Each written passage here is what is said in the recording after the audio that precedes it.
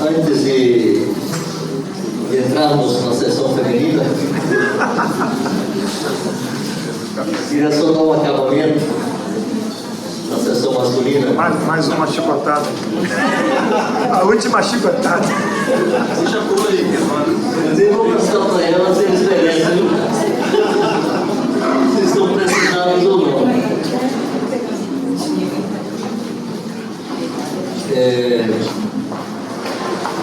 Mas quando nos casamos, não se casa espírito e alma, se casa corpos. Serão os dois uma só carne, não serão os dois uma só alma. Eu nem sei se essa história de alma gêmea é correta. Se casam os corpos. Envolve tudo, naturalmente, mas se não há a união física, não é casamento. Então, querendo ou não, com tudo que envolve o casamento, com todos esses valores que eu citei antes, mas as pessoas se casam esperando se unirem fisicamente, sexualmente. Me lembro de história de um moço, um pastor que sabia um jovem, como estava o noivado deles, se havia aí tentações, pecados, coisas a confessar, consertar, e mas não, pastor, tranquilo, não. Nada. Não, mas quem sabe, às vezes, tal, não. Ó, pastor, eu nem sinto assim essa atração por ela. Eu disse, termina. Acaba esse negócio, vai dar errado. Não vai dar certo. Isso vai dar errado. Não tem como se casar sem ter desejo físico, atração física. É complicado começar já pagando um preço muito alto de renúncia. Pode ser pelo caminho, há dificuldades e tal, mas é necessário e importante que se comece assim. Estou dizendo isso porque ao longo do caminho, isso sempre terá valor, importância e peso no casamento. Muitos casamentos entram em crise por dificuldades no relacionamento íntimo. Uma vez um irmão me ligou, era tarde da noite, desesperado, agoniado, disse, mãe, vem aqui porque está pegando, minha mulher está aqui com um negócio diferente, não estou entendendo nada. E lá vou eu, botava o primeiro meia-noite para pensar. Vocês é que estão vendo. A mulher estava virada no cangaço, como diz. Assim, vai, João. Durante o dia, obrigado, Nelson. Durante o dia eu não existo. Eu sou um fantasma, uma sombra, ele nem me enxerga. Chega de noite e quer virar poeta, tem nada para ele não. Quer virar um poeta? De hora para outra? Não era a cabeça dela. Ela é interesseiro. Ele só quer meu corpo. Não me quer, não me dá, não me valoriza, não se importa comigo. É só pois os santos que não permitam suas santas serem fantasmas em casa, né? Serão sombras. Amém. É muito importante e necessário que nossas esposas se sintam notadas, percebidas. Você já viu como mulher gosta de embelezar, né? Ela diz assim, é porque eu gosto de ficar bem comigo. Não é só isso. É natural que as mulheres queiram ser percebidas. E se seus maridos não os percebem, alguém o fará. Se os maridos não notam, alguém vai notar. E se os maridos não falam, alguém vai falar. Assim, minha esposa tem 63 anos, eu 64, somos dois vovozinhos e 11 netos. Tá assim de ver sem vergonha no mundo. Tiver sem vergonha. Eu não posso deixá-la necessitada de elogio, de galanteio, do que for. Não posso. Não devo. Então faz parte das nossas responsabilidades masculinas efetivamente supridas, atendê-las. É necessário, porque assim como o homem quer ser respeitado, ele se ofende se a mulher diz algo, faz algo que ele acha que o desrespeitou, que o afrontou. A mulher quer saber se é amada, cortejada, percebida. Então, são aspectos inerentes à natureza masculina e à natureza feminina. Veremos aqui, logo mais, que faz parte da demanda de Deus para as mulheres que respeitem seus maridos. Pois faz parte das demandas de Deus para os maridos que não tratem suas esposas com amargura. E faz parte desse não tratar com amargura, tratar com doçura, e se envolve declarações, se envolve percepções. É muito raro isso aí em casa, minha mulher passar por mim e eu não notar. Falar alguma coisa, pegando o braço, pegando a mão, o cabelo, abraça, enfim, o que der para fazer. Depende da hora.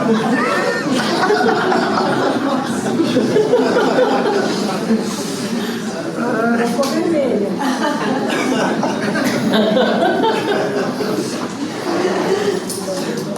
Vocês acham que eu estava todo olhando para os passarinhos?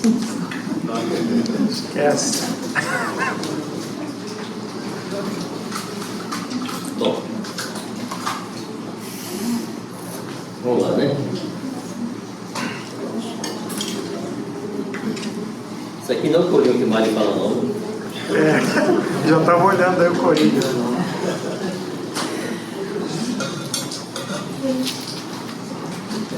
Bom,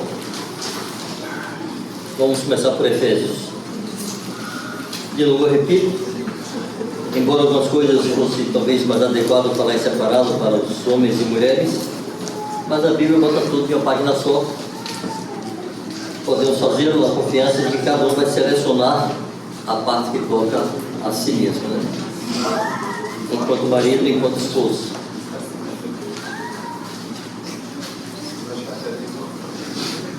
E do mesmo modo que a Bíblia compara a ação do marido para com sua esposa, a ação de Jesus para com a igreja, faz o contrário. A Bíblia estabelece um paralelo entre a atitude e postura da esposa para com seu marido, com a postura da igreja para com o Senhor. E por mais que pareça absoluto, assim como a exigência de amar como também é absoluto, e é extrema, não é intermediária, é extrema, é como o Senhor amou e deu a vida por ela. O oposto também, as mulheres sejam submissas ao seu próprio marido como ao Senhor. E Paulo segue no paralelo e tenta explicar que deve ser assim, porque o marido é o cabeça da mulher, como também Cristo é o cabeça da igreja, sendo este mesmo o salvador do povo. A igreja sujeita-se a Cristo porque ele é o cabeça. Nosso corpo inteiro se sujeita à nossa cabeça. Todos os movimentos que eu faço aqui são a ordem dele aqui. O meu corpo não tem a opção de não acatar o que vem da cabeça. Então Cristo é o cabeça da igreja. E Paulo está dizendo que o marido é o cabeça da esposa. E como a igreja está sujeita a Cristo, a esposa está sujeita ao seu marido. Isso tem se tornado cada vez mais difícil para as mulheres por alguns motivos. Primeiro, há uma propaganda intensa no mundo, na mídia, em tudo que é segmento da sociedade, dizendo direitos iguais. Uma frase bem sem sentido para mim. O que é direito igual mesmo? Tu já viu um comercial, sujeito trabalhando em uma sombra, petróleo jogando para todo lado, o cara lá pendurado em uma altura imensa, chama uma mulher para fazer isso aqui.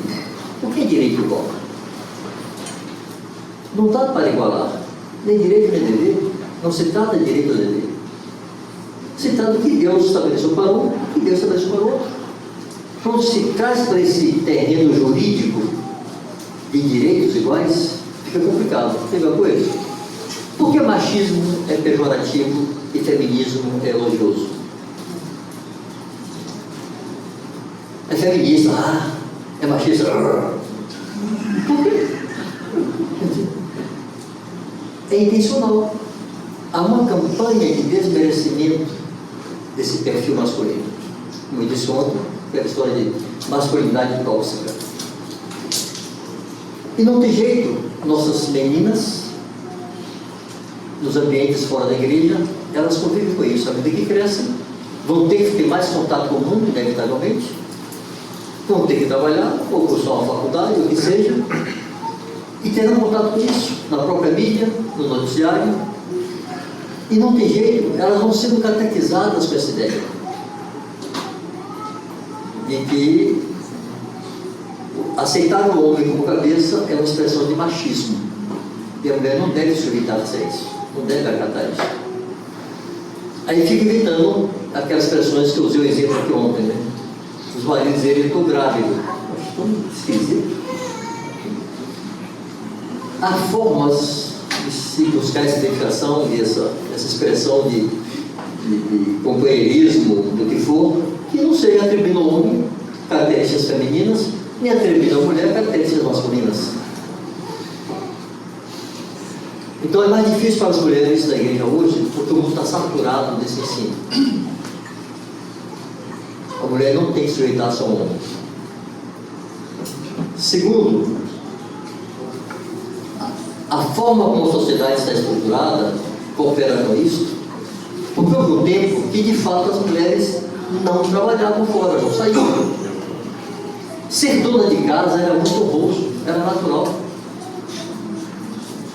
Era raro ter mulher que tivesse uma profissão. Mesmo no tempo de infância, não era comum. Uma advogada, até médica, engenheira, era raro. Havia enfermeiras, professoras. Mas mudou. A sociedade, a estrutura como o mundo está funcionando hoje, exigiu que as mulheres fossem ao campo. Então, se for ver quantas mulheres têm algum título de mestrado, doutorado na igreja, a quantidade de mulheres é muito maior do que de homens que têm tais títulos. Mas Salvador, pelo menos, está assim, doutoras e mestras. E homens, poucos. Então, assim, socialmente, financeiramente, a mulher tem uma projeção muito grande.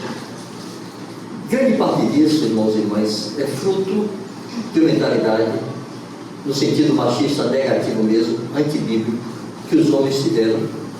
Uma postura dominadora e opressora, que não expressa o que a Bíblia diz sobre governar em amor. E as mulheres não quiseram ficar sujeitas a isso. E foram gratuitamente buscando formas de ficarem livres disso, de não dependerem de um homem. Eu me lembro, quando eu era menino, havia uma matéria chamada Organização Social e Política do Brasil, o SPB, e tinha outra que era Educação Moral e Cívica. Nessa matéria, Educação Moral e Cívica, se dizia que Deus era o Criador, que o marido era o cabeça da família. Livro didático. Hoje é heresia pedagógica, dizer um troço desse por aí. Mas era assim. Não havia, como eu disse, divórcio nem recasamento. Se o rei separava da mulher se ele quisesse, ele podia ter 30 amantes. Se ele morresse, tudo era da esposa. A mãe não tinha direito a nada. A sociedade funcionava assim.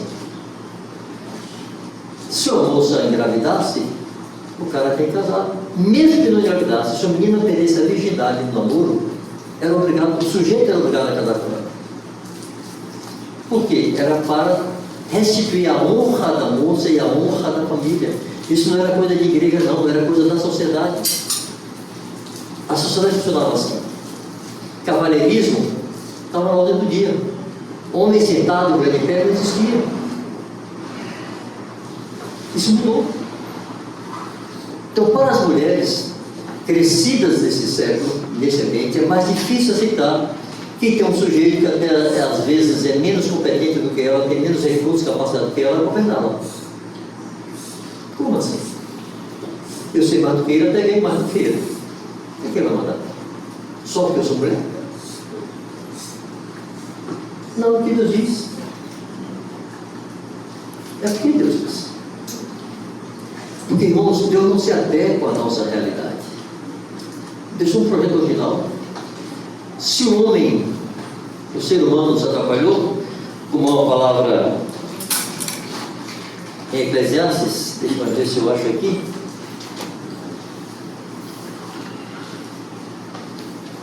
Eclesiastes 7:29. Eis o que tão somente achei, que Deus fez o homem reto, mas ele se meteu em muitas astúcias. O homem se mete em astúcias, transforma o caminho. Deus não se adequa. Deus não muda seus valores. É o último versículo de Eclesiastes 7. Deus nunca vai se acostumar com mentira, Deus nunca vai se acostumar com homicídio. Quando alguém mata outra pessoa, fere ao Senhor da mesma forma quando Caim matou Abel. A natureza de Deus não é afetada por essas coisas de maneira acomodada a elas, como nós somos. Outro dia estava vendo um noticiário e alguém filmando uma pessoa suicidada, se lascando em edifício.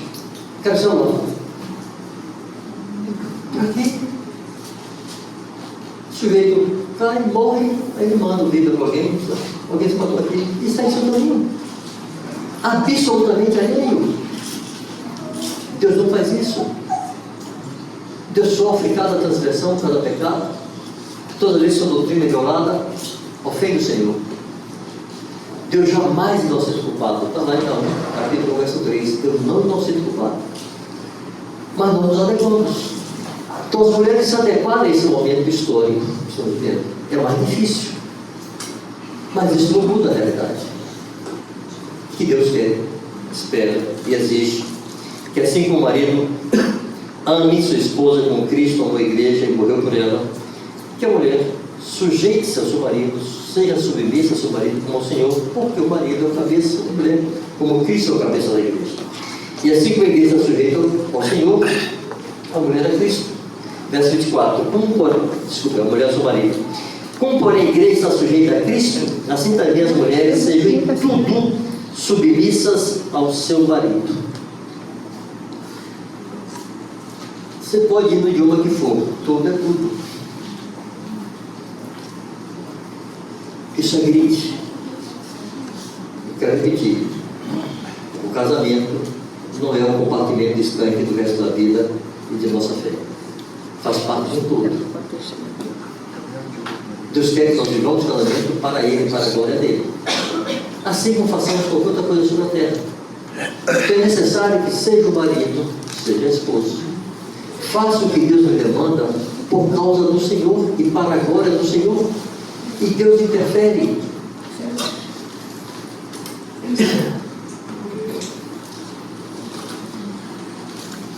Algumas mulheres fazem piada, elas brincam assim, o marido é a cabeça, mas eu sou o pescoço. Igual a cabeça para lá e para cá, não. O pescoço só faz assim se a cabeça pisar.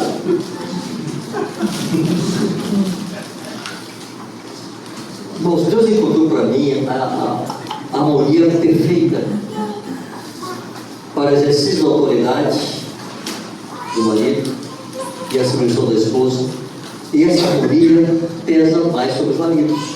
E quem vai dar esse equilíbrio e vai permitir que não haja exageros é o amor do marido. Jesus é o Senhor e ninguém questiona isso. Alguém acha ruim que Jesus seja o Senhor? Alguém questiona suas ordens? Por quê?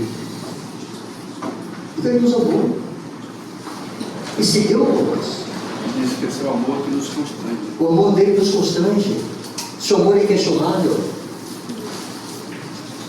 Nunca estará condicionado, irmãos, no casamento. Mas, se o marido ama a sua esposa, seguramente ele será muito mais fácil sujeitar-se em tudo. Se ele não a ama, isso não a libera para não sujeitar-se. Mas se ele a ama, favorece, facilita. Deus não nos exige uma sujeição sem contrapartida. Ele nos deu a vida eterna. E esse pecado, Ele nos criou para sermos dele, nós seríamos sujeitos a Ele. Ele era Deus, desde sempre, o Senhor. Adão estava sujeito ao Senhor, mas Adão era um participante de tudo que Deus tinha. Não tinha do que se queixar. Hoje Deus nos chama para sermos participantes da sua própria glória e virtude, da sua natureza divina, e criou tudo para isso, mas Ele nos governa. Esse paralelo entre Jesus e a igreja, homem e sua esposa, no final aqui do capítulo 5 de Efésios, diz assim: eis porque deixará o homem a seu pai e a sua mãe, e se unirá à sua mulher, e se tornarão os dois uma só carne. Grande é este mistério, mas eu me refiro a Cristo e à igreja. Paulo está usando uma realidade natural, que é a união do homem e a mulher, física, para ilustrar uma realidade espiritual, a união de Cristo e a igreja. E é algo sublime e glorioso. O único relacionamento na terra que Deus faz um paralelo com o seu trato com o homem é o casamento.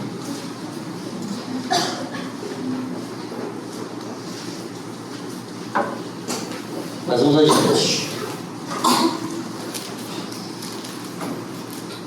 Colossenses.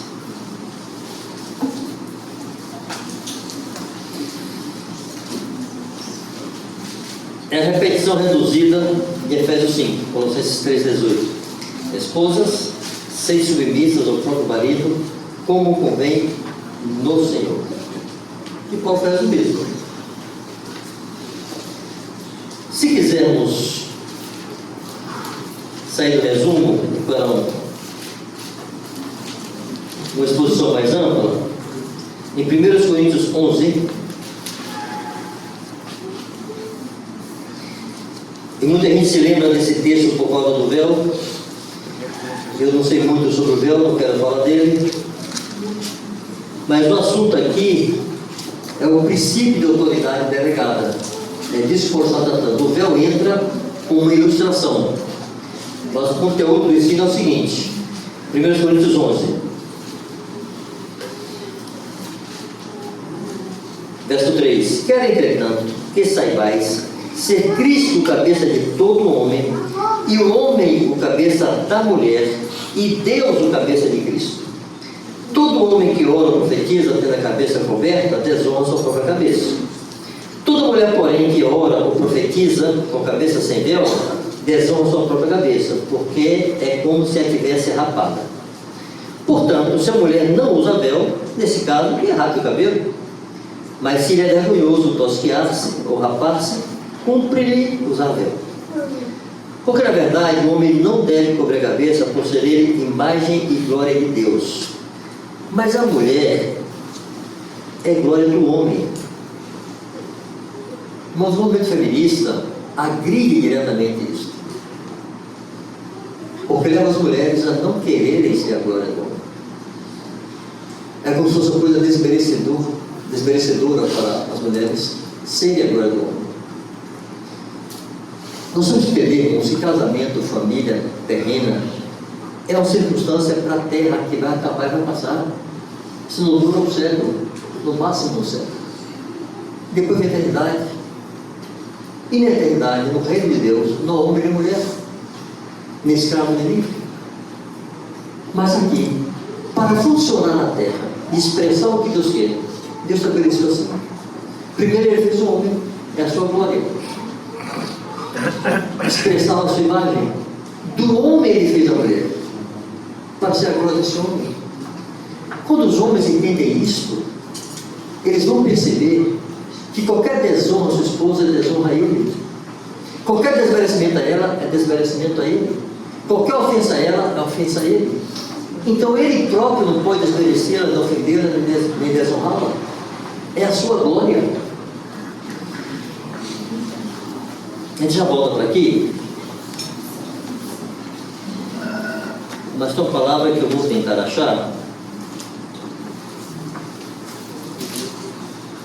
em Ezequiel. Ezequiel 24.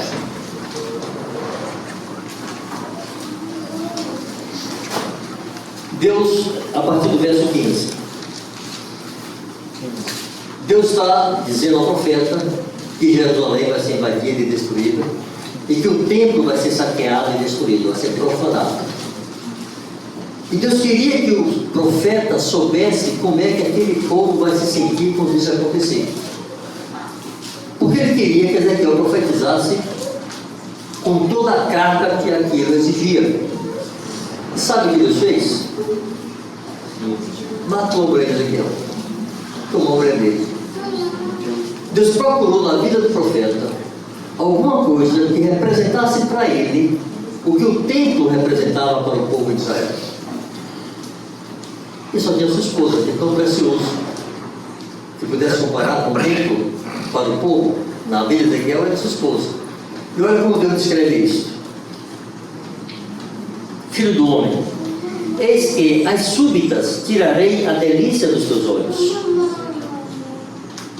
É importante que as mulheres entendam e que os homens assumam e não tenham o constrangimento de declarar isto. Deus estabeleceu a mulher para ser para o homem a delícia dos seus olhos. E segue dizendo: mas não lamentarás, nem chorarás, nem te correrão lágrimas. Geme em silêncio, não fazas lamentação pelos mortos, prende o teu turbante, mete as tuas sandálias nos pés, não cubras os bigodes, não fumas o pão que te mandam. Porque era assim que o povo seria tratado quando os babilônicos destruíssem Jerusalém no templo. Não era tempo de chorar nem de lamentar. E Deus queria que ele, mesmo ele matando a esposa de Ezequiel, ele engolisse o choro e se comportasse como um cativo levado para o exílio. Falei ao povo pela manhã e à tarde morreu minha mulher. Na manhã seguinte fiz segundo me havia sido mandado. Vou pular aqui alguns versículos. Verso 21. Dize à casa de Israel: assim diz o Senhor Deus, eis que eu profanarei o meu santuário. Olha só, objeto do vosso mais alto orgulho, delícia dos vossos olhos e anelo da vossa alma. Vossos filhos e vossas filhas que deixastes cairão a espada. Fareis como eu fiz, não cobrireis os bigodes, nem comereis o pão que vos mandam. Trareis a cabeça vossos subantes e depois escrever o que o povo teria que fazer. Ele fez um teatro ali na frente do povo, como Deus tinha mandado ele fazer, e agora ele está dizendo que assim o povo terá que fazer. Aí no verso 25 diz: filho do homem, não sucederá que no dia em que eu lhes tirar o objeto do seu orgulho, o seu júbilo, a sua glória, a delícia dos seus olhos, o anelo da sua alma e a seus filhos e filhas, nesse dia virá ter contigo. Bom, começa a dizer. Eu só queria que vocês percebessem esse paralelo. Como é que Deus descreve o que uma esposa representa para o marido? Eu quero repetir verso 25. Objeto do teu orgulho, em algumas versões diz do teu mais alto orgulho, o teu júbilo, tua glória, a delícia dos teus olhos, o anelo da tua alma. Mas essa fórmula era para ser perfeita. Quando o marido olha para sua esposa com esses olhos, ele não saberá oprimir. Ele não conseguirá desmerecer. Aqui ali pode ter uma desavença, um desencontro, mas seu coração está isto: eu estou posto para fazer-lhe bem. Não haveria espaço para feminismo se os homens se movessem assim. Mas esse é o desenho original. Esse é o projeto original. Era assim que Deus queria que fosse.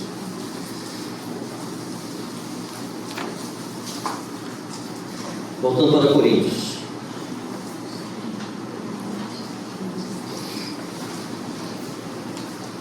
Porque na verdade o homem não deve cobrir a cabeça por ser ele imagem e glória de Deus, mas a mulher é glória do homem. Porque o homem não foi feito da mulher, e sim a mulher do homem. Porque também o homem não foi criado por causa da mulher, e sim a mulher por causa do homem. E mais uma fica zangada comigo. É o Senhor que está dizendo. Isso, por favor, não ouça o canto da sereia. Feche os ouvidos para as vozes feministas. Isso não desmerece nem diminui a mulher. Dele, por ele e para ele são todas as coisas. Não fomos feitos para nós mesmos, para fazer o que nos agrada. No projeto de Deus, era assim. Deus fez o homem, e depois, por causa do homem, Deus fez a mulher para ele. Ele foi algo tão glorioso, que disse: é carne da carne, osso do osso, faz parte de mim. E essa mulher é a sua glória. Eu me lembro que uma vez, muitos anos atrás, casal de noivos, estava acontecendo uma festa na casa da parentela da menina, e ela estava meio solta na frente dos parentes, né? E tem um comportamento meio inconveniente. Assim, ele falou para mim depois: eu não disse nada, eu queria ver ela se dar mal para. Eu sou infeliz. Como assim você quer se dar mal?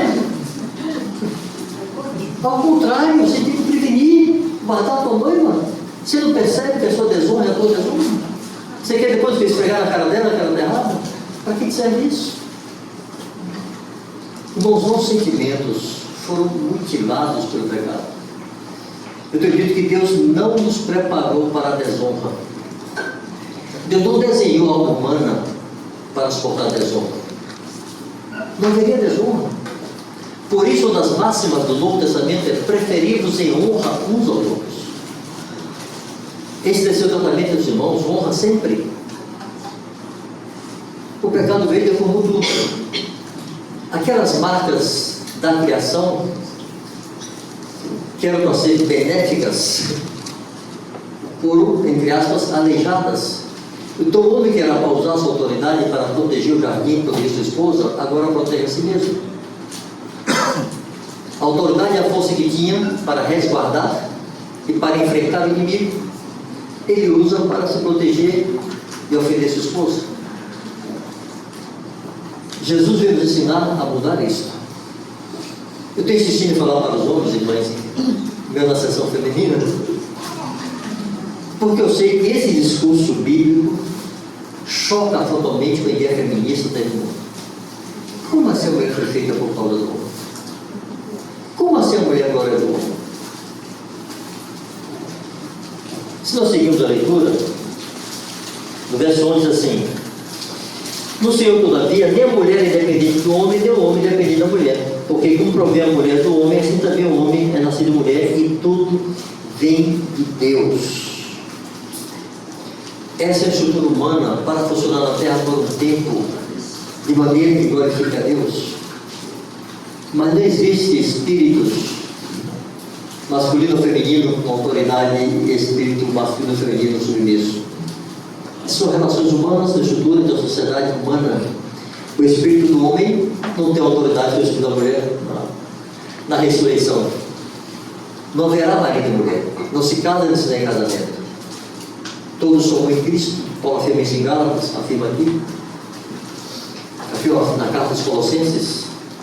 Não tem diferença no meio de Deus. Mas para funcionar, deixa eu dizer ontem.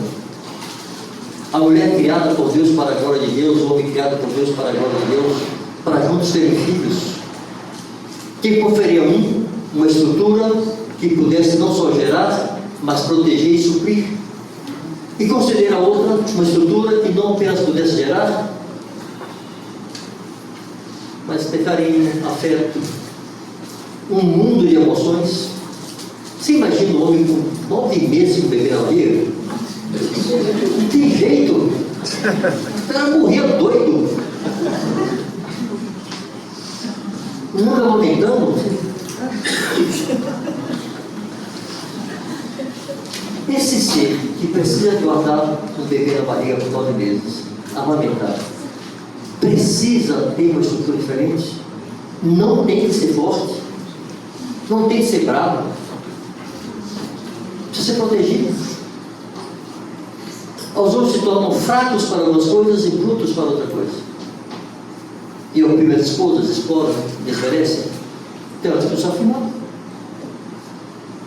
Mas quando o homem encontra o seu lugar em Deus, irmãos, nós somos os responsáveis. Não nos esqueçamos disso. É de nós será cobrado. Não é difícil uma mulher que tenha no Senhor ajustar-se a isso. Mas é importante que as mulheres rebobinem seus valores. Ou melhor, recondicionem seus valores. Esse discurso feminista bate de frente com isso. Seja Deus verdadeiro, seja o nome de Deus.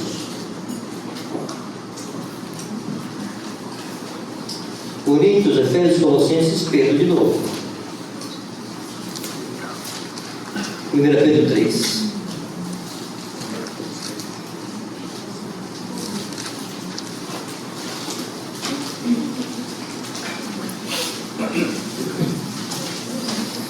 Eu vou ler a partir do verso 3, tá?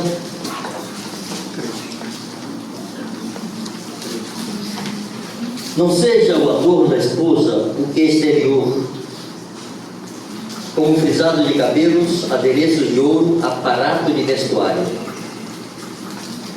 Existe um texto paralelo a esse, na carta de Paulo a Timóteo, que ele fala a mesma coisa, que as mulheres se ataviem com modéstia, não com cabeleira frisada com ouro. O que Pedro está dizendo aqui é algo parecido. Não é que as mulheres não se embelezem. Exigir que a mulher não se embeleze, não se atavie, é uma tortura. O que ele está destacando é que esse não deve ser a principal preocupação da mulher. Com adereços de ouro, aparato de vestuários, frisado de cabelos. Eu sei, irmãos e irmãs, como eu disse aqui ontem, que os homens têm dificuldade com os olhos. Tem que ser aceito por nós homens e disciplinado, por temor a Deus, por honra e respeito às nossas esposas. E as mulheres sabem disso. Mas eu disse assim, irmãs, por mais bela que você seja, você pode ser uma escultura. Isso não vai impedir seu marido olhar para outra, se ele quiser. Não é só sua beleza que vai arrebatar o homem daquele. Se fosse assim, as mulheres, parece que foram feitas à mão por aí, não seriam traídas. Quantas mulheres lindas são traídas dos seus maridos? A lascívia é insaciável. Se uma é lascívia e não teme a Deus, uma outra mulher não vai agradar de satisfazer, por mais linda que ela seja? Primeiro Timóteo 2:9. Primeiro Timóteo 2:9, é a mesma coisa. Pedro sabia disso. Ele sabia que havia outros ingredientes na vida de uma mulher que poderia cativar seu marido e não um homem qualquer. Uma coisa o homem deu a mulher para um programa, mas ele traria aquela mulher que ele cobiçou, desejou e possuiu, e desgraçadamente até pagou, você concedeu um troço desse, para ser sua esposa? Não traria. Ele quer um corpo que eu não tenho. Mas para ser sua mulher, sua esposa, há outras coisas que vai além da beleza física. Os maridos devem cuidar disso, as mulheres devem se cuidar, se manterem belas o mais que puderem, mas isso não vai ser uma obsessão que roube outros aspectos importantes desse relacionamento conjugal. Aí Pedro diz assim: seja, porém, o homem interior do coração unido ao incorruptível, vestido de um espírito manso e tranquilo, que é de grande valor diante de Deus. Pois foi assim também que a si mesmas se ataviaram outrora as santas mulheres que esperavam em Deus, estando submissas a seu próprio marido, como fazia Sara, que obedeceu a Abraão, chamando-lhe Senhor, da qual vós vos tornastes filhas, praticando bem e não temendo perturbação alguma. Vamos tentar explorar alguns aspectos desse texto aqui. Isso de um espírito manso e tranquilo, que é de grande valor diante de Deus. Espírito manso e tranquilo não tem a ver com temperamento. Eu conheço mulheres, temperamento forte, mas tem espírito manso e tranquilo. Estão submissas a seus próprios maridos, esperam no Senhor para fazer essa, sem temer perturbação. O espírito manso e tranquilo aponta para uma atitude de confiança e descanso no seu marido. Por isso você faz o vínculo com Sara. Se uma mulher tem isso, não tem recurso melhor para fazer pressão no juízo do seu marido do que o espírito manso e tranquilo. As mulheres não acreditam nisso. Elas acreditam se ela repetir, que ele faz. Faz com raiva porque está cansado de ouvir, mas faz. Vence no cansaço. Vence no cansaço. E mães, isso funciona para obter o que vocês querem, mas estraga seu trato do seu marido. expõe vocês. Não é o recurso que Deus orienta que vocês usem para dobrar seus maridos. Muda de trabalho da Lila, não esqueça. Esse eu vou lembrar agora. Tem um negócio no decodificador do homem que não processa quando há muita insistência e repetição. Dá uma trava. O homem para de pensar e começa a ficar enraivado. Aí está na Lila. Se for ver lá no texto da Lila, em Juízes, acho que é Juízes 16, por favor. Está lá registrado assim: importunando ela e insistindo todos os dias, apoderou-se dele numa raiva de matar. E Sansão, se quisesse matar, conseguiram. Mas Sansão zangado. E não é isso. Dá um bloqueio na cabeça masculina a insistência. O marido vai dizendo: não, você não fala com você não viu? Não, você não me ouve, você está atenção. Esteja certo, nessa hora ele já não ouve nada. Isso é um barulho aqui, um zumbido lá dentro, perturbando. Ele quer se livrar daquilo, não está te ouvindo. Não insista, porque ele não está te ouvindo. De novo digo, defeito, virtude, característica. O marido não tem o direito de ficar zangado, não está nada a fazer, nenhuma loucura, como Sansão poderia ter feito. Mas as irmãs podem cooperar com isso. Aí o apóstolo recomenda: espírito manso e tranquilo, que tem grande valor diante de Deus. Deus contempla isso, irmãs, e Ele interfere. Você pode conseguir a revelia de Deus com teus recursos, mas será em detrimento da edificação e construção desse relacionamento. Pediu, não conseguiu, bota a cara bonita. Porque às vezes a mulher não insiste, mas bota a cara de choro. Só um exemplo que eu testemunhei. A mulher queria algo para o menino, o marido disse: ah, não dá, agora não dá, não tem, eu não posso. Aí tá bom. Bichinho, né? Eu sei que eu sei isso, mas fazer o quê? Tá bom.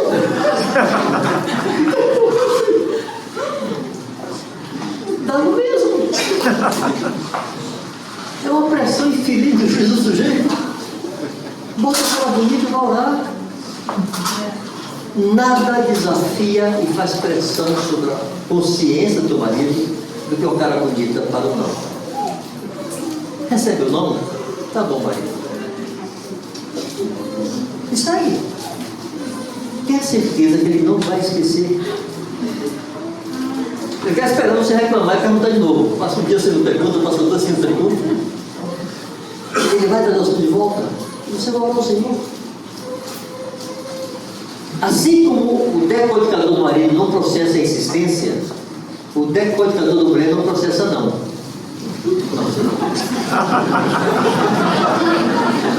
Como assim não? Uma vez eu estava falando sobre isso, uma irmã senadora disse: ah, veja, essa palavra é muito feia assim, não. Vai fazer assim, meu bem, eu vou orar, eu vou pensar, vamos considerar, que não, mata a gente. Fala um nome melhor, né? Fala um nome diferente. Fala um nome diferente. Soletrado, melodioso, não. Fazer uma musiquinha do nome. Orar é um. Irmãos, isso não funciona como orquestra sinfônica, mas são princípios orientadores. Está na doutrina para isso, para nós nos lembrarmos que é assim que Deus quer.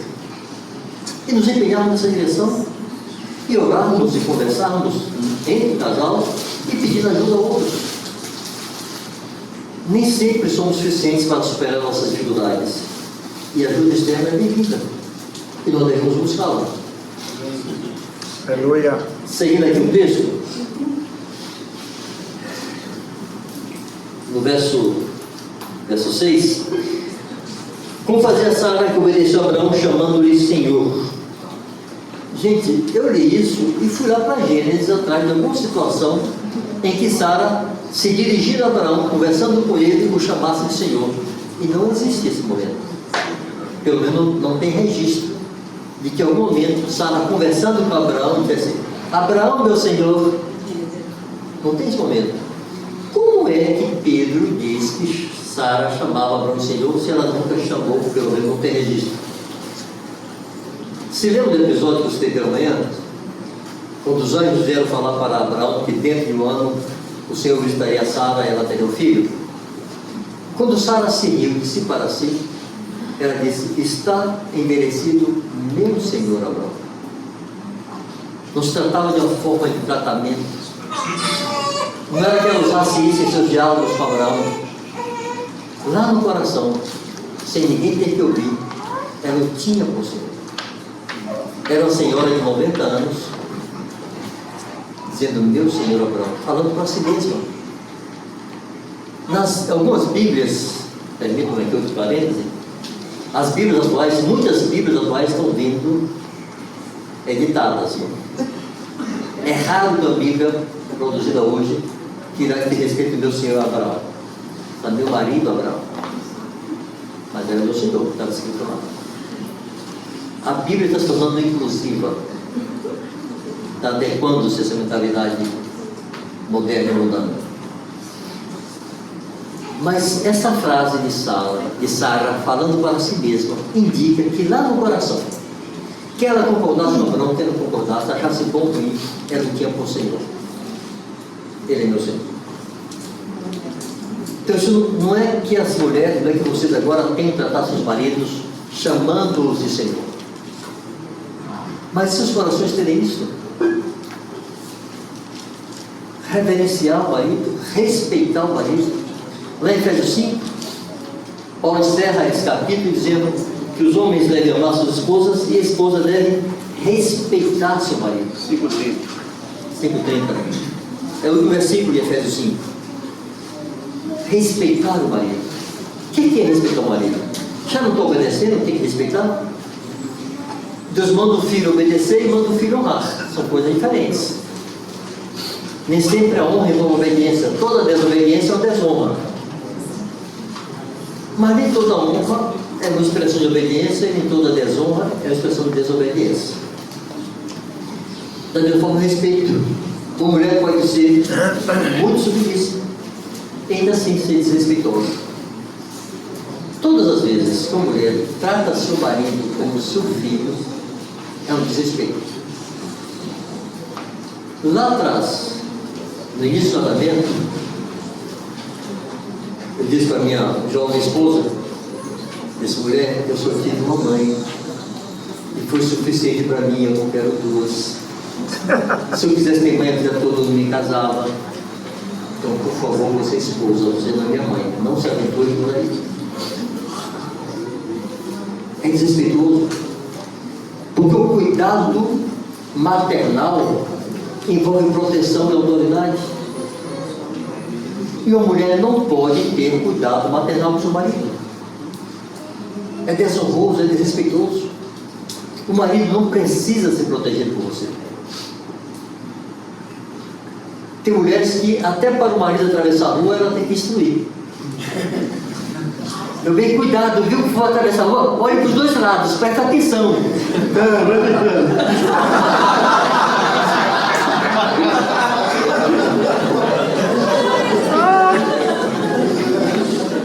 Alguém se identifica aí? Mas vocês têm cuidado, vocês estão preocupadas, mas entendam, desonra seu marido. Não é um menino bobão, é seu marido. Se lhe parece bobo, vocês desonram ele. Agora, gente, ajude-o a ser sábio. E a última coisa que você deve fazer para ajudá-lo a ser sábio é tratar como um menino ou como um filho. Há uma diferença entre ser submisso, obedecer e respeitar. Uma mulher pode estar sendo extremamente submissa e ainda assim ser desrespeitosa.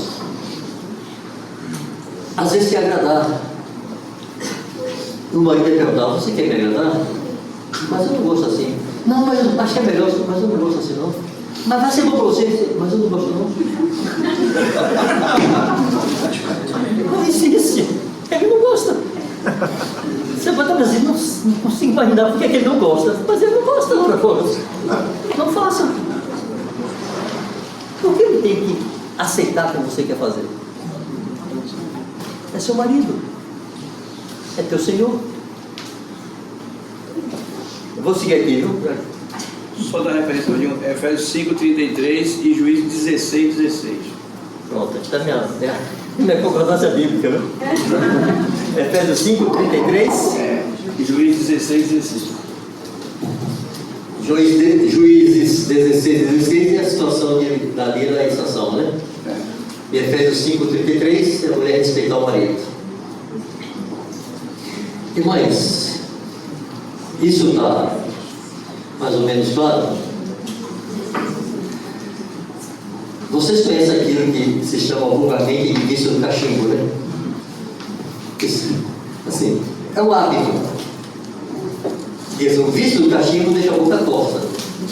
As pessoas tomam cachorrinho, cantando a boca, e a boca fica torta.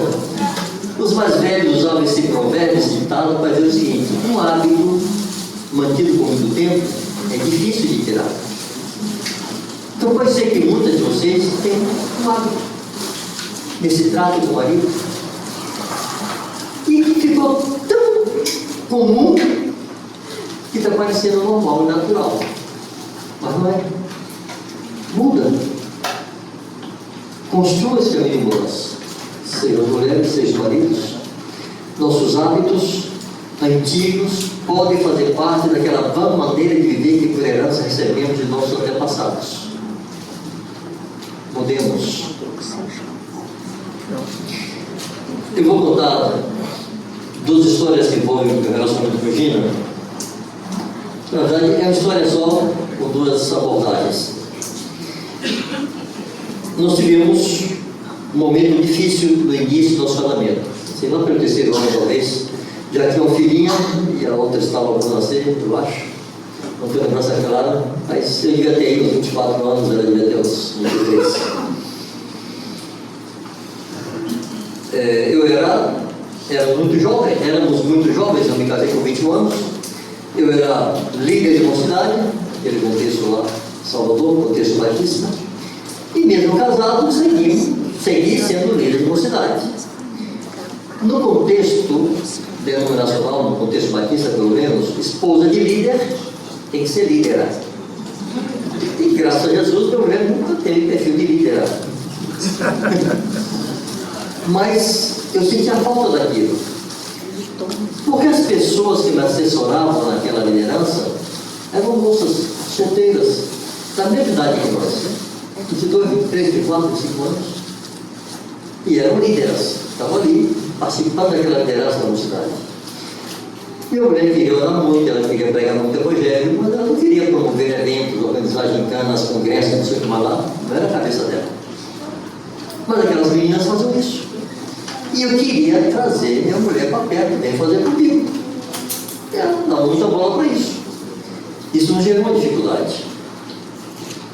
Eu comecei a pensar, estou perdido na vida, casei com a mulher errada que não quer ser líder. O que é que eu faço agora na minha vida? Eu a expunha, porque estava sempre em contato com moças, era casado, mas era muito jovem. Isso foi gerando dificuldade. E eu resolvi pedir ajuda a um pastor dos jovens, um irmão queridíssimo chamado Damásio Santiago. Ele vai Damásio da nossa casa, me ouviu toda a história, eu contei para ele toda a história, qual era a expectativa? Ele vai dar uma regulada dela. Damásio me ouviu e disse: Evangelho, seu casamento está em risco por causa do ministério. E se você perder sua mulher, que ministério você vai ter? Eu falei, como? Era chato.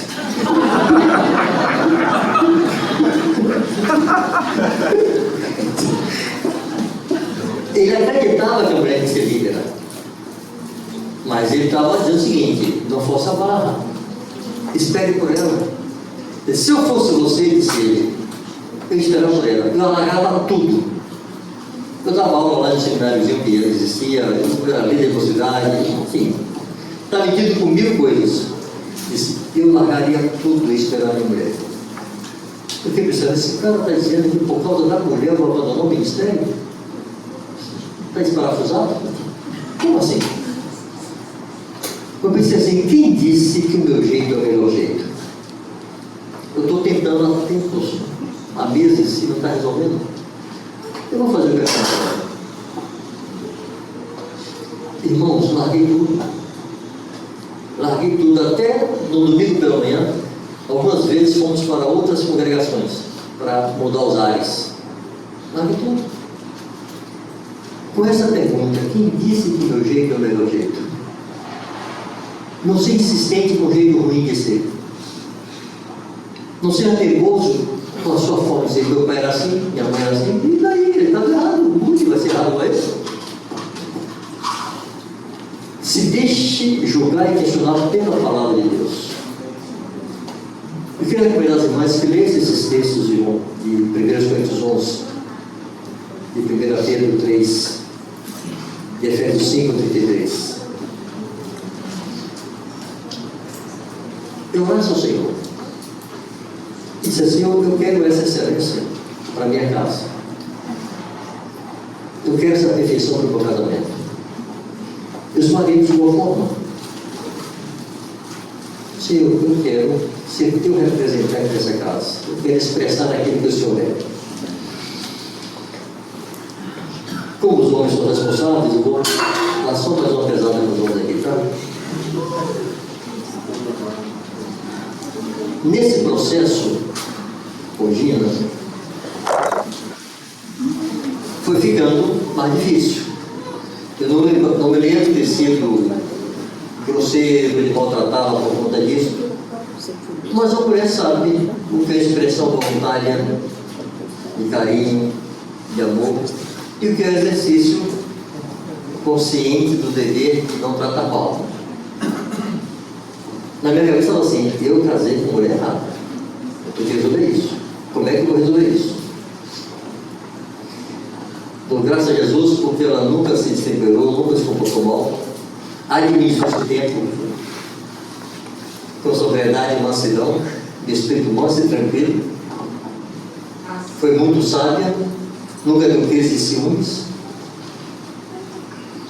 Mas um dia ele perguntou assim, amor, se fosse hoje, você se casaria comigo de novo? Mas essa pergunta ruim. Nesse tempo, vai ter ouvido dos irmãos do seminário de Betânia, nunca frequentou o seminário, mas tem alguns amigos lá. Eles ensinavam o seguinte: o amor não é um sentimento, o amor é uma decisão.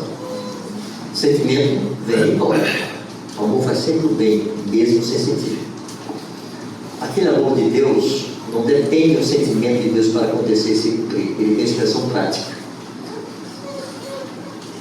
Eu me lembrei disso. E quando eles me disseram isso, eu fui conferir com as Escrituras se de fato era assim. Um texto básico para isso é João 3,16. Deus amou o mundo de tal maneira que deu seu Filho único, para que todo aquele que nele crê não pereça, mas sempre eterno. Bom, Deus amou o mundo. O que Deus sentia pelo mundo quando Deus amou o mundo? Você segue lendo João 3, lá no verso 36, 20 versículos depois, está registrado assim: aquele, porém, que se mantém rebelde contra o Filho de Deus, sobre esse permanece a ira de Deus. Se a ira permanece, eu quero restaurá-la. Quando Deus me amou, Ele está irado comigo. Aliás, uma das marcas principais de minha conversão é a ira de Deus. É a consciência de condenação por causa da justiça e da ira de Deus.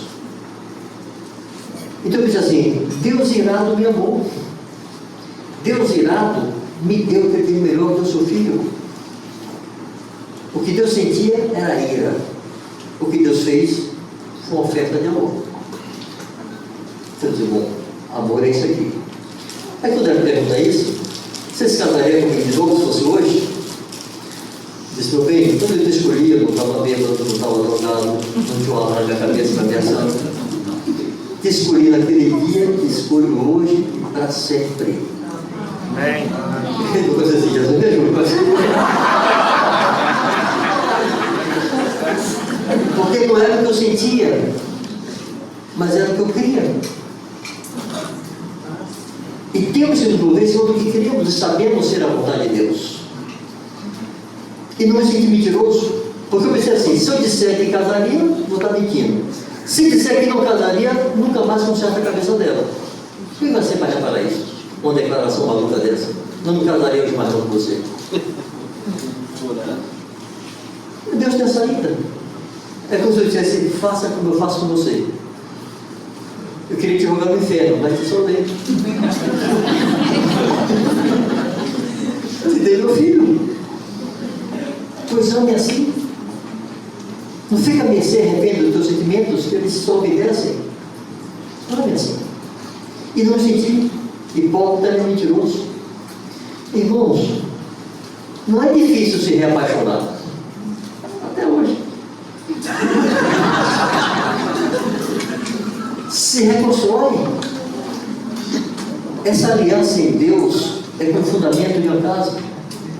Alguém usou essa ilustração, achei perfeita, ninguém vê o fundamento.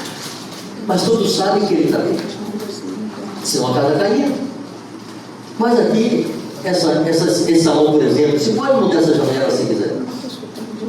Botar de madeira, ou fazer um janelão só. Essas pedras ao fundo podem ser removidas, colocadas aqui. Você embeleza a casa como você quiser. Mas o que sustenta é o fundamento. Paixão, estar enamorado, romantismo, compõe a beleza do casamento, envolve sentimentos, mas não sustenta. Embeleza, torna agradável, facilita, mas não sustenta. O que sustenta é uma aliança feita em Deus, até que a morte separe. É o poder da indissolubilidade, é a glória da exclusividade e a beleza da lealdade. Somos um do outro para a glória de Deus, até que a morte nos separe. Aleluia. Em cima desse fundamento se pode reedificar.